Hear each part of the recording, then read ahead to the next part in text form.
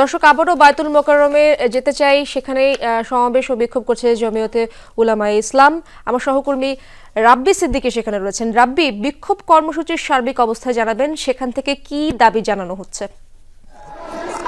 জুমার পরই কিন্তু মুসল্লিরা তারা গাজায় যে বর্বরোচিত যে হামলা চালাচ্ছে ইসরায়েল, সেই ফিলিস্তিনিদের পক্ষে বিক্ষোভ কর্মসূচি চলছে।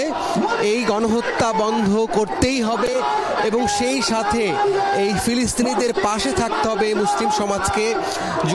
জমিয়তে উলামায়ে ইসলাম বাংলাদেশ তারা এই বিক্ষোভ কর্মসূচির আয়োজন করেছেন এবং এখানে এই সংগঠনটির যারা ধর্মীয় নেতা যারা আছেন তারা বলছেন যে গাজায় বর্বরিত গণহত্যা চলছে এবং সে হত্যা বন্ধে রাষ্ট্রসহ সকল মুসলমানদেরকে এক হতে হবে এবং সেই সাথে ইসরায়েলি সব জায়গা থেকে ইসরায়েলের সাথে কূটনৈতিক সম্পর্ক, অন্যান্য সম্পর্ক, সব সম্পর্ক নষ্ট করতে হবে। একই সাথে তারা ধন্যবাদ জানিয়েছেন যে পাসপোর্টে এরই মধ্যে কিন্তু ইসরায়েল বাদে যে শব্দটি সেটি সংযোজন হওয়ায় তারা সরকারকে, অন্তর্বর্তী সরকারকে তারা ধন্যবাদ জানিয়েছেন এবং একই সাথে ভারতে যে বিতর্কিত ওয়াকফ বিল পাশ হয়েছে এবং সেই সাথে ভারতে যে মুসলমানদের উপর নির্যাতন চলছে তার প্রতিবাদ জানান মুসল্লিরা, এই সংগঠনটির নেতারা।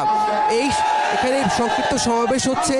এই সমাবেশ শেষে একটি বিক্ষোভ মিছিল করবে বায়তুল মোকাররম এলাকায় এবং একই সাথে আমরা দেখেছি যে আরও অন্যান্য ইসলামী দলগুলো তারাও কিন্তু বিক্ষোভে ফেটে পড়েছে, নানান কর্মসূচি দিচ্ছে ফিলিস্তিনিদের জন্য।